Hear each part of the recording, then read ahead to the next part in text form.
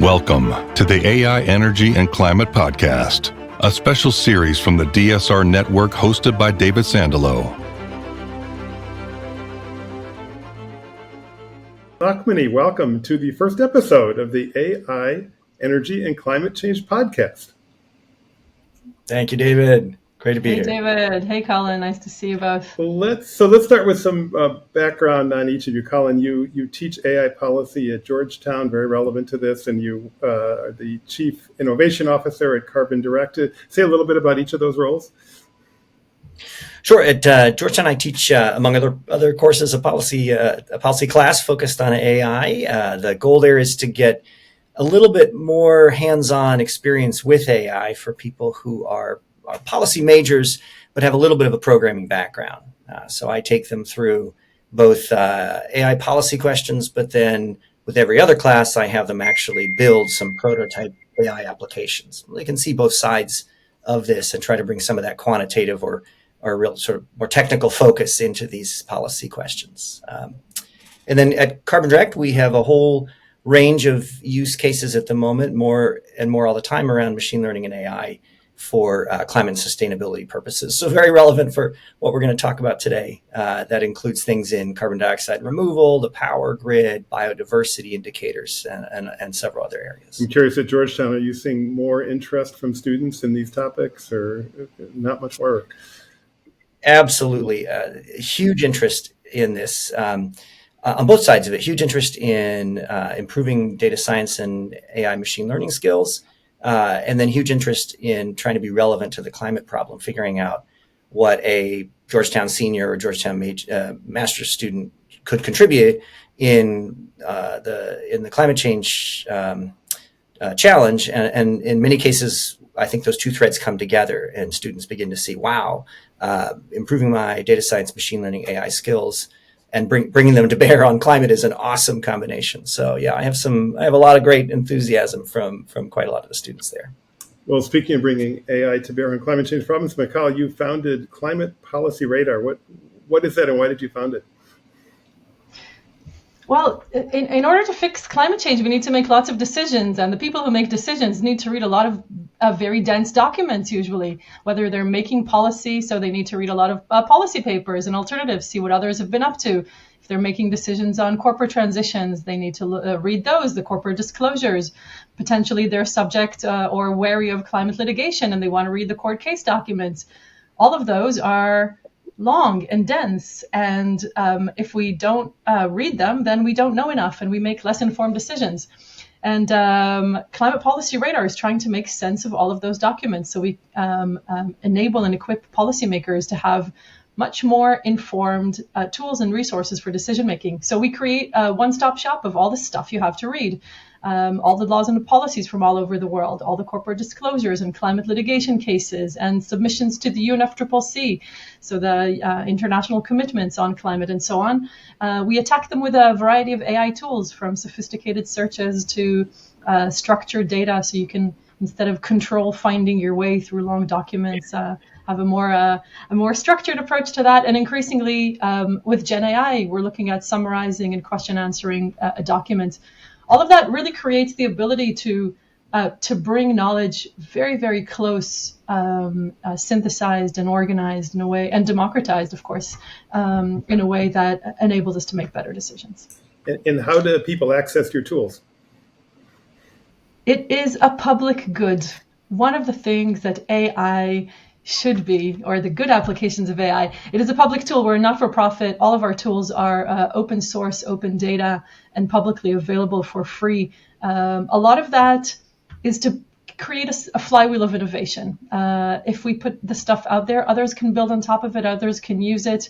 If somebody builds an application on top of that or uses that for whatever need they have, that is fantastic. But the other thing is climate change and the other and other planetary crises and societal crises often are suffer from a great deal of inequality, and a lot of that inequality comes to be manifested by access to good information and the ability to use it. even in super basic things like translating knowledge from one language to another. If you are a French-speaking legislator in sub-Saharan Africa, you may not have access to as much information that enables you to understand how to build good transition plans for or good climate policy for your country. And the ability to access more information from multiple languages is critical for that. By building open, by building free, we are de-siloing a lot of information and making sure that those who cannot have more. Great. Well, speaking of French speaking, you just returned from the AI summit in Paris that was convened by French President Emmanuel Macron on February 10th and 11th, I guess. And one of the things we're going to do in this podcast is talk about breaking news as well as diving into specific topics. So I'm curious, what were your impressions of the summit overall, and what, if anything, happened there on AI and on energy and climate issues? Sure. So the first day was a very fancy, glitzy industry show at the Grand Palais that really felt walking in like AI is king. It can do anything. There was very little of the doom that accompanied the two previous AI summits of artificial general intelligence is going to kill all of us. How can we get rid of it? This was AI can do anything. How can we build bigger and better and race for investment? And of course, this is against the backdrop of U.S.-China trade and Europe enacting the AI Act next year, but actually racing for investments that are now, we're talking about them as how to enable rather than to pull back the AI sector. And I think there was a little, there was a sense that this is a sector that is important in itself. The second day was the Forum for Sustainable AI. The second day I attended, there was a whole week of side events, but the second day I attended was the Forum for Sustainable AI that was hosted at the Ministry for Ecological Transition. And that was much more focused on energy use and climate-related applications and governance, and was a closed event of, 250 people. And started, of course, with discussing AI's energy and resource in general, resource footprint, which is, of course, big and growing. And there was a lot of talk about efficiency and about regulating data centers and building and planning data centers in a way that is more sustainable. And then we moved to talk about climate-related applications, which I think we're going to touch on later, and how can AI help with climate-related applications. And there was some discussion on governance and misinformation and so on. But what struck me the most is that a lot of these conversations about AI's energy footprint were mainly focused on the operational footprint of AI, if you like, scope 1 and 2 of what we usually refer to, and that is, what is AI's own footprint, and much less what is the downstream implications of that. So if there's an algorithm that is super efficient, but it encourages you to buy a lot more fast fashion that is now shipped by airplanes, is that a good use of AI? How are we measuring that? There's big societal questions around that, of course. Sasha Lucioni from Hugging Face, who gave a brilliant closing presentation, touched a little bit about the greater societal impacts of that. But that scope 3 emissions, or how do we think about the free time that we have for making our daily tasks done more efficiently using AI? Great. What do we do with that free time? Do we now have more time to buy things, to go on holidays, or do we spend them with our friends and family? So those are some really interesting and big topics that I'm not sure that are mature enough in the conversation. I was very happy to hear beginnings of them, and I think we need to see much more of those. That's very interesting because that relates very closely to the main theme of a book that the three of us worked on and released a couple of months ago, along with 22 other co-authors, or I should call it, it's really a book-length report. And that's the main thing I'd like to talk about today in this episode. And the volume is called the ICEF, that's ICEF, ICEF, Artificial Intelligence for Climate Change Mitigation Roadmap. And maybe we should have had a catchier name, but it's the main topic that we look at, the question we ask is, how can AI help reduce emissions of greenhouse gases? And we get into a lot of detail about that, which is one component of what you were just saying, Michal, kind of the downstream effects. And I'd like to spend the rest of the episode really focused on that. And maybe, Colin, just to start there, kind of from your standpoint, what do you see as some of the main opportunities for AI to help reduce emissions of greenhouse gases? Well, I think there's a lot of them. That's why the report is so long. To really get our hands around them, I think it's important to go sector by sector. We'll probably do that as we go on here. But many sectors do have these opportunities. We take a look at them in electricity, of course, but in aviation and transportation more generally, in built environment, in manufacturing, in agriculture, in the food system. I think these are big opportunities. They're not always what might be obvious or what might immediately strike someone who's coming into this space with an AI hat on and saying, we could probably just leverage a big AI model here and solve this problem immediately. I think one of the things we try to do very much in this report is peel back some of those initial assumptions and get in the guts of what's really driving emissions in this sector. So, one of my favorite examples, of course, in aviation is the contrails problem, where a lot of the emissions associated with aviation, of course, directly come from the CO2 that results from burning jet fuel. And that's obvious. What's a little bit less obvious is the radiative forcing, the climate contribution that comes from these occasional long-lived white contrails that are these artificial clouds formed by aircraft. And AI can increasingly help us identify when those are going to occur and suggest slight reroutings or slight altitude changes to aircraft routes, and that can really knock out a whole lot of radiative forcing with just very minor adjustments. It's a great use case for AI. It's a lot of bang for your buck, and it's a use case where information really can help you, and it's a complicated information challenge. But those are subtle, and I think one thing we kept finding in the report is there's some big obvious ones, but then there's a lot of other subtle cases where what we need to be doing is getting people with deep climate expertise who understand where the emissions and radiative forcing challenges are, get them together on the same terms, using the same language, with the same assumptions with the AI people who come in with these incredible tools, really astonishing, as we were saying earlier, amazing capabilities in modern AI, but wouldn't know where to point them if they didn't really partner closely with climate expertise. So I think that's a theme that came up for me repeatedly in our work on this book, and it continues. I keep seeing that same challenge as I talk about this topic with other people. This roadmap has a chapter which we call Introduction to AI, which is written by an AI expert and is intended to introduce basic AI ideas to people who may not be familiar with them. And then we also have a chapter on Introduction to Climate Change, written actually by Ho-Sung Lee, who just left as the head of the Intergovernmental Panel on Climate Change. And that introduces climate change concepts to people who may not be familiar with them. Colin, you wrote the chapter on innovation in materials and how we use AI to accelerate that process. And that's a particularly exciting application of AI when it comes to fighting climate change. You want to say something about that?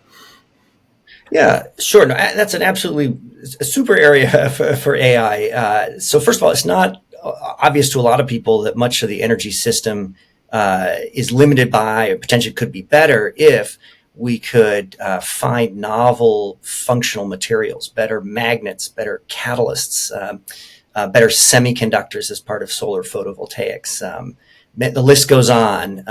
These aren't materials most people encounter in their everyday lives. I mean, what the heck is an electrode, right? So it's not always obvious that as we look at low carbon technologies that potentially could help transform our energy system to low emissions, the challenge is identifying those high performance novel materials, very innovative materials. And we historically have, very historically back in the Thomas Edison days, the way you found those things was trial and error. Thomas Edison tried many thousands of materials before landing on a filament for light bulbs that would have the longevity required to make that energy technology viable. In the modern era, we've done that with computers. We've calculated the properties that a novel material might have before testing it.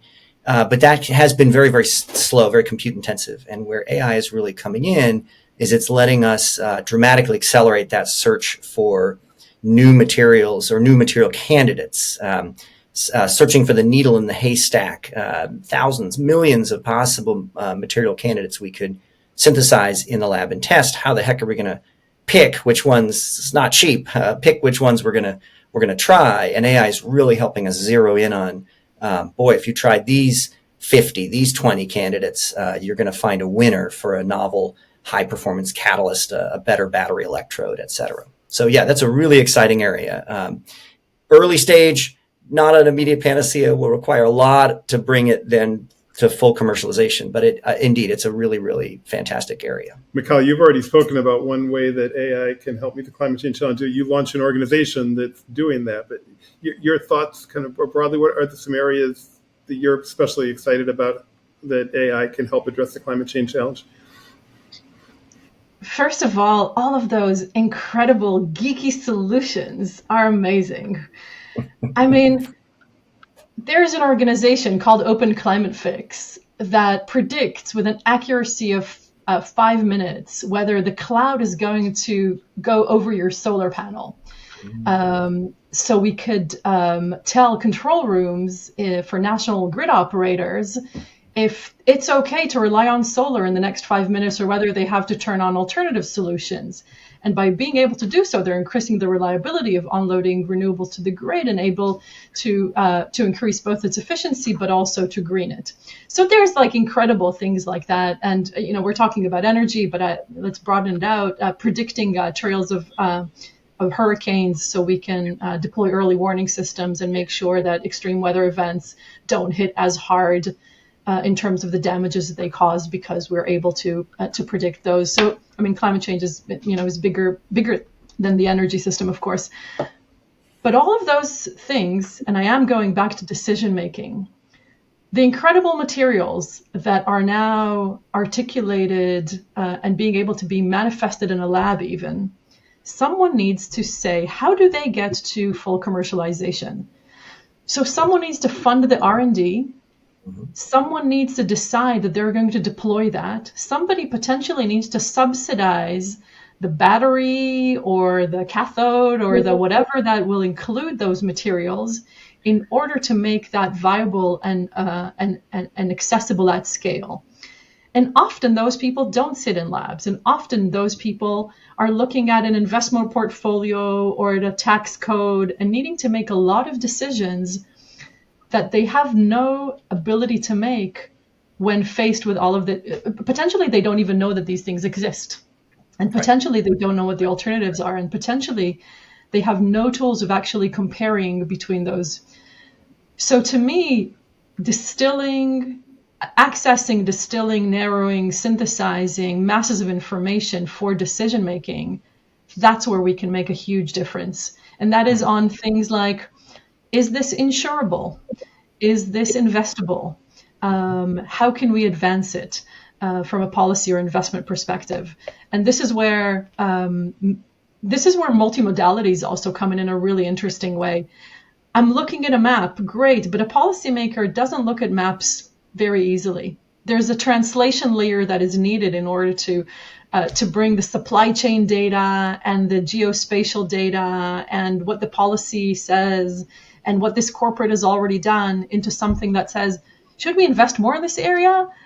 Should we regulate them? Are they violating their emissions caps, and so on? So there's quite a lot of decisions that are very, very detailed, and AI is excellent at synthesizing masses of information and making it accessible. It could even write you a little hip hop ballad to accompany your whatever format is needed, right? A 2-pager in font 17. Limerick form. So much more to say about this, and we do in the roadmap. And by the way, you can buy this roadmap on Amazon. You can get a hard copy if you just search on Amazon artificial intelligence and climate change. It'll come up, and you can also download it for free, including individual chapters. And we'll put the links in the program notes, so anybody who's interested can see that. And we've been talking about the opportunities, the benefits, but the risks are also really important. We talk about those at some length. Michal, in a chapter that you and I wrote, we talked about dividing risks into 3 categories: into content risks, resource risks, and safety security risks. And could you just elaborate on the idea of content risks when it comes to AI and how those could relate to climate change? Sure. So there's a variety of content risks, which means is what we're looking at real, comprehensive, reliable, trustworthy? Because if it's not, then we are making the wrong decisions. So AI introduces some really serious risks when it comes to bias, for example, or to misinformation, or even to omission of data. We can collectively call them information disorders. And they have the risk of distorting climate decision-making by shaping what data gets seen and who gets heard, and ultimately what policies or what investments actually get made. This, of course, isn't only about generative AI. Many AI systems that are used in energy and climate, like forecasting models or optimization models or risk assessments, can embed and amplify bias. And that's because bias introduces or reinforces patterns that we have learned. So if we've trained a model on historical data that reflects, for example, existing inequalities in energy access or infrastructure investment. So if we're optimizing energy grids, but the data comes from wealthier or more well-connected areas, it might reinforce investment in high-income neighborhoods while neglecting lower-income neighborhoods. Or, if we say, there's a lot of electric vehicle chargers here, that means that we should put more electric vehicle chargers next to where there's a lot of parks.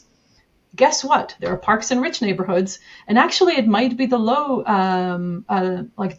income neighborhoods who need greater connectivity. So there's a lot of reinforcement that is very, very dangerous if we don't take into account the data on which we are training the models and very, very actively acknowledge that and correct that.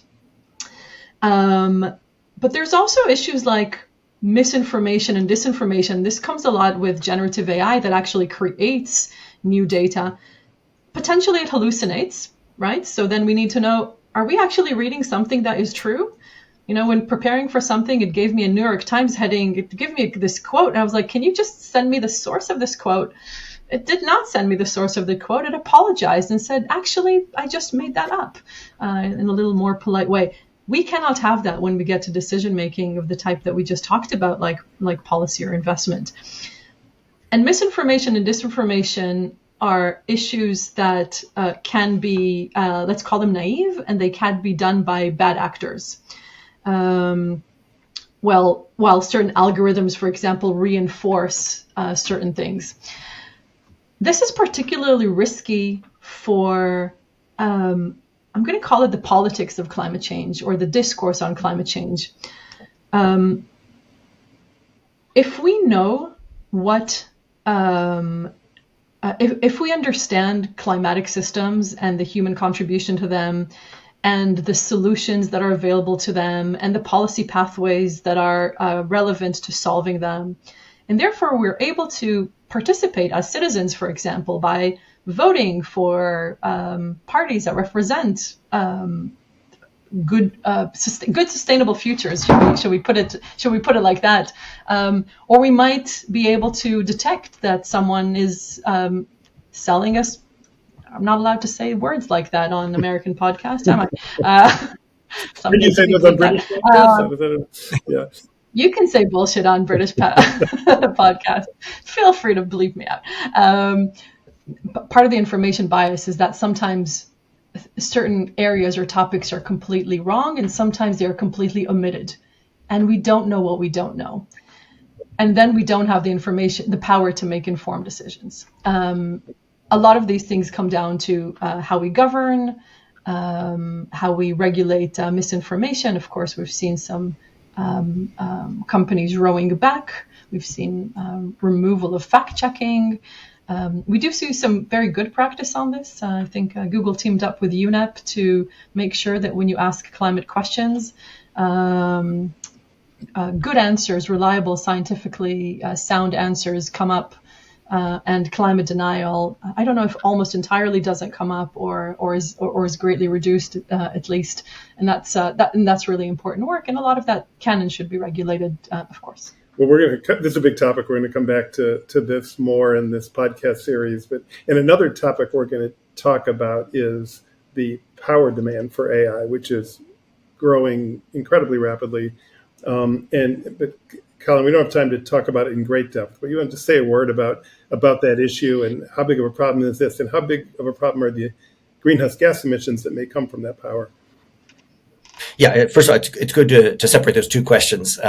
It's true that in the U.S., projections for electricity consumption from data centers are rising fast. Perhaps 200 terawatt hours a year for current consumption by data centers in the U.S., and that may go to twice that, 400 terawatt hours a year by 2030. There's a range of projections, but that's about what we're looking at currently. Now, there's a bull and a bear case on that. Certainly, there's some view. I may mention later that that's an overestimate, but it's an important planning floor right now. It's important to note that there are also other major drivers of electricity load growth in the U.S. and elsewhere. EV charging, electrifying industry, installing heat pumps. Those are all other really important drivers of growing electricity demand. So we need to put the data center electricity demand growth in context. You mentioned GHG emissions. Not all that power is highly carbon intense. The major hyperscalers that build the biggest data centers currently are among basically the biggest corporate procurers of renewable power currently. So they buy large amounts of renewable power currently and are continue to try to do that, or continuing to try to add to their renewable power portfolio, and that helps minimize the CO2 emissions. Now, that's not going to be 100%. There's certainly unabated gas that's going to come into the system to support some of those data centers. That's a problem. Carbon capture should be considered as a way to minimize or abate that. But I think the trend line is pretty clear. Power demand up, probably emissions up directly from data centers, at least in the near term. Well, as I said, this is a big issue, and we're going to come back and talk about this in much greater length. But we're starting to get towards the end here, and I wanted to focus in particular on recommendations. In this roadmap, we have over 100 recommendations. We really tried to offer specific actionable ideas for what different stakeholders could do to help address this issue. And I wanted to ask each of you for a couple of recommendations that you think are particularly important. If you could have some important players in this area do whatever you wanted, what would that be? And maybe I'll start with Michal. Just what's your wish list when it comes to this? So we had Trump say drill, drill, drill. We had Macron say plug, plug, plug. And I'm going to say educate, educate, educate.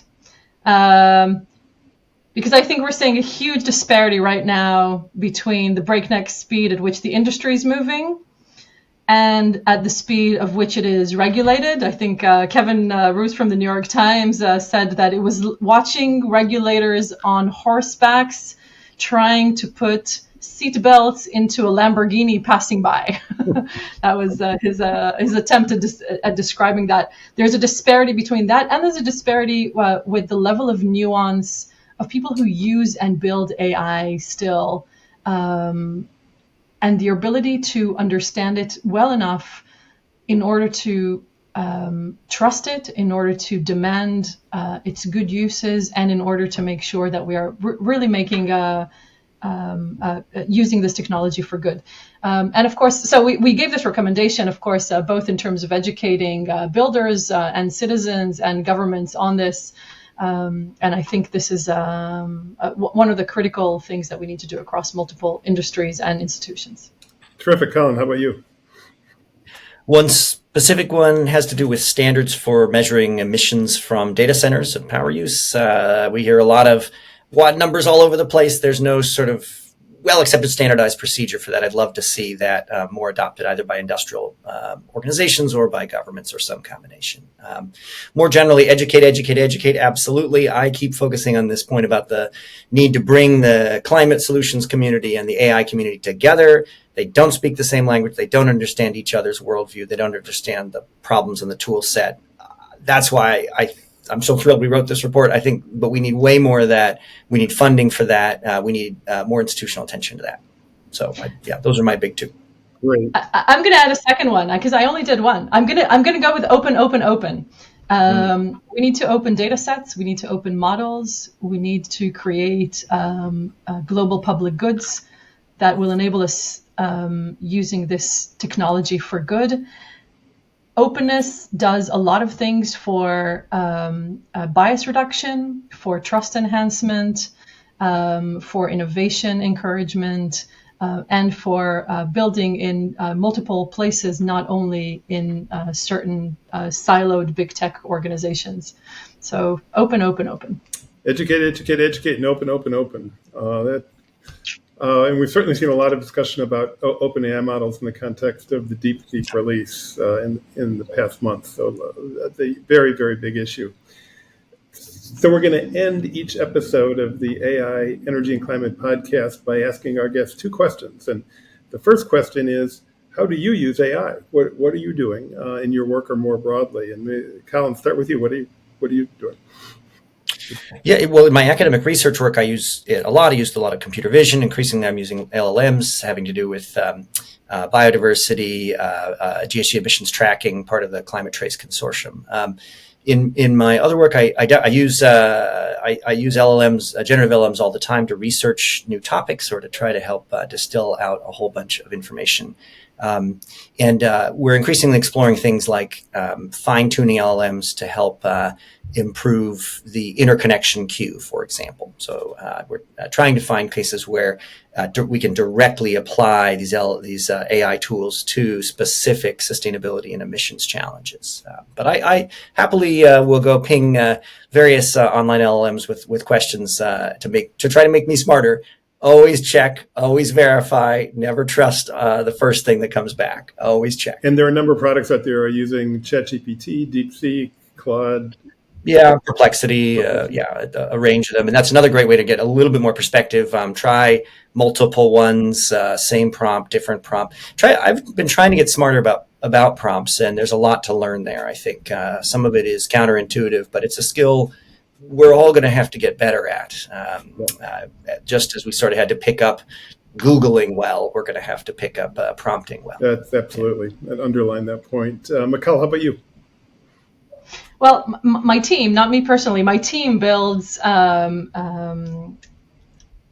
knowledge graph for the climate domain, which means that's a neural network of the concepts. So when we say, what do we need to know about renewables? We ask, what do we mean when we say renewables? And there's a whole taxonomy of that, and being able to use large language models and small language and fine-tune large language models in order to understand the climate domain much more elegantly and concisely is one of the things that we're doing. We're also building Gen AI, question answering to documents, synthesizing and summarizing documents, and that.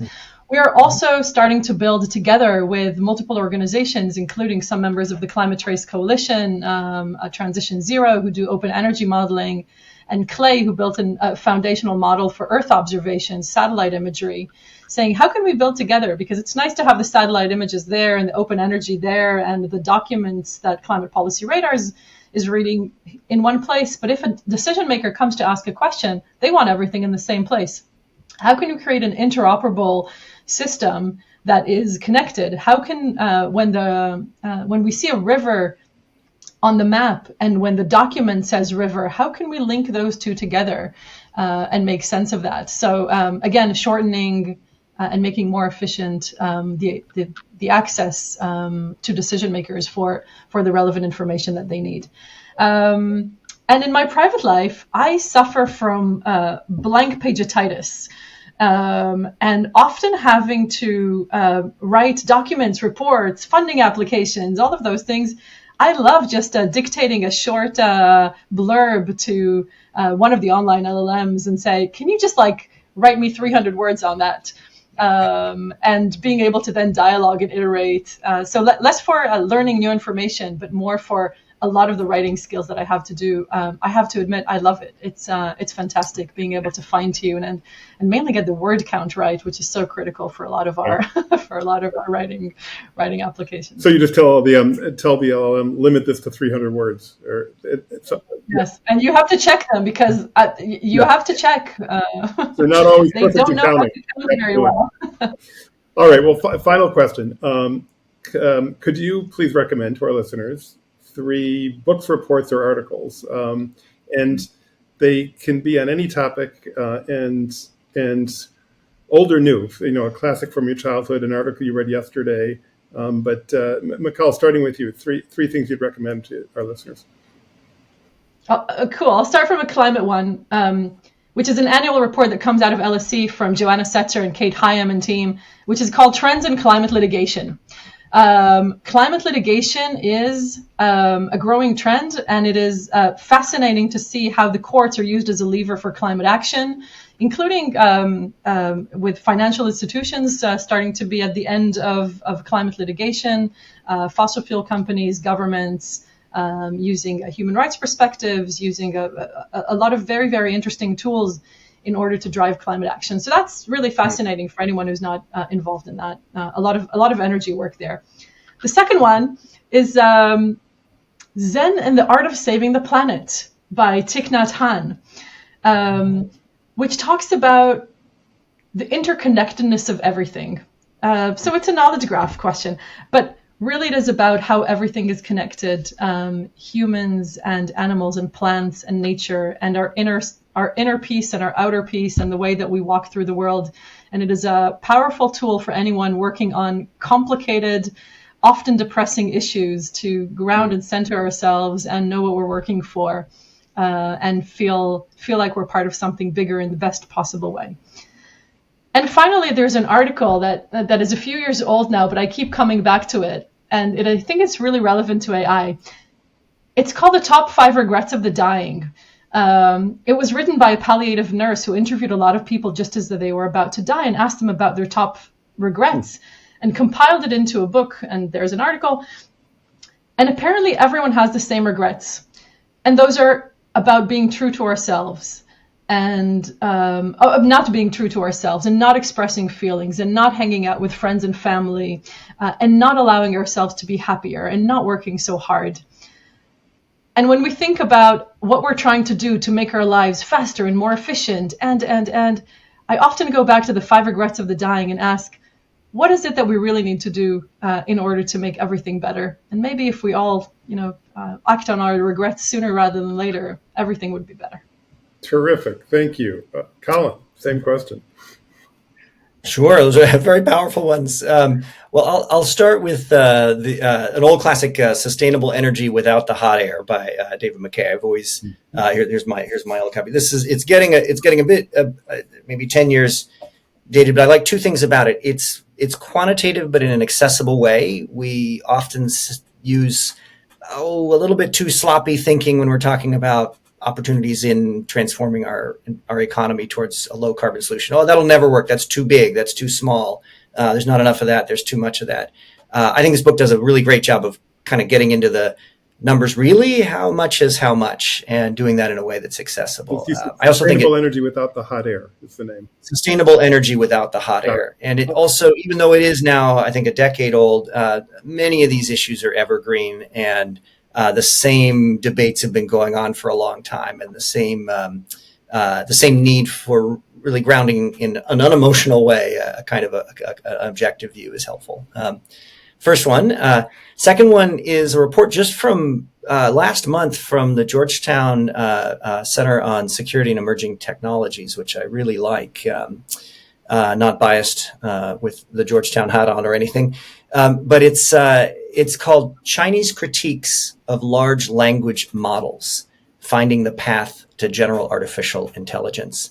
A lot of what we see in the projections for having to build all these data centers, consume all this energy, train all these advanced models, is built around this paradigm that these large language models are just going to keep getting better if we just keep making them bigger. It's this scaling law.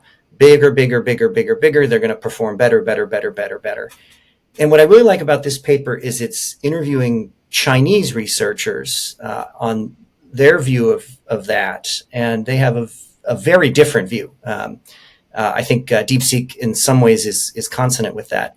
Their take is this sort of LLM trajectory, bigger, bigger, bigger, is misguided. If we are looking for a future with a very powerful generalized artificial intelligence, they didn't quite say obsessive, but the incredibly distilled focus on LLMs, language, bigger, bigger, bigger, gigawatt, tens of gigawatts, is wrong. And it's terrific to sort of be able to reach into a Chinese view.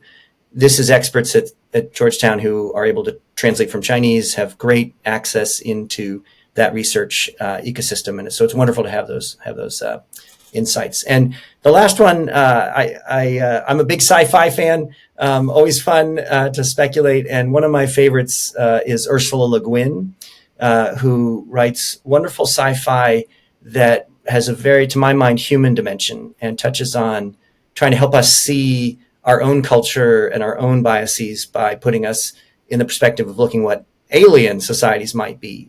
But a lot of that thinking can help us when we try to understand if we're going to solve these problems, we need to be talking across cultures, human expert cultures that are often think they know everything about the problem, but really need to be reaching across to other expert communities to jointly solve these challenges. So, so Ursula Le Guin, The Left Hand of Darkness is one of my favorites there.